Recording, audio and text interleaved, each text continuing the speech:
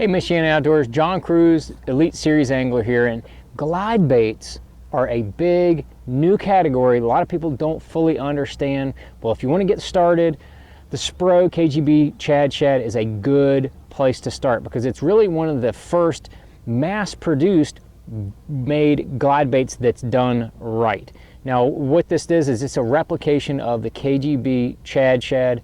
They're working with Kevin at KGB to design this. This is their resin baits are much more expensive. Like we're talking at least double what this costs right here. This is well under $100.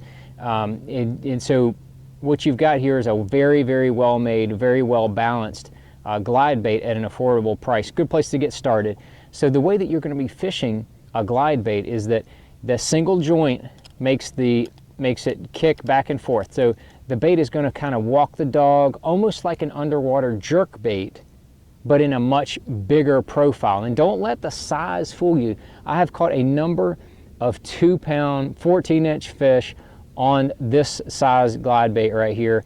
Going to come with Gamakatsu #2 treble hooks on there. And you know, most of the better glide baits have the swivels for the hook hangers. So when you have a big bait like this, you're going to have, when they get on there, you don't want that fish to get any leverage because of the big heavy bait. So the swivels in the hook hangers are very important, and it's got that paintbrush tail which helps kick the bait back and forth so it walks that dog under the water. Really good when those fish are actively feeding. You've got almost like schooling type action, but you want to draw out that bigger fish. Or you're fishing around laydowns, docks, places where you know bass are hiding, but you want to draw out those bigger fish.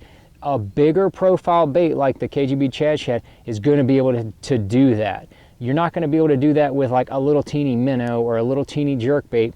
You'll get some fish to come out, but if you want that bigger bite, and I'm talking smallmouth and largemouth, well, absolutely, those bigger ones will come out and check out this presentation, and a lot of times they will come out and crush that presentation. So you want to get that bait to make that underwater walking the dog action. I'm going to show you how to do that right here.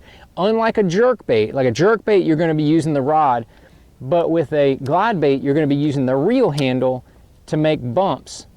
So you're going to just be doing little quarter turn bumps and make that glide bait walk back and forth just like that. It's got a very slow fall, so it hangs right in their face.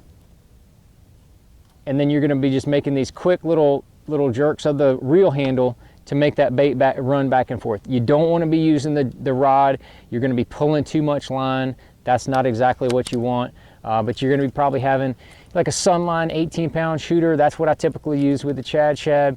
20 is absolutely the max. If you get 20 or even really more than that, you're going to really hurt the action and that walk the dog.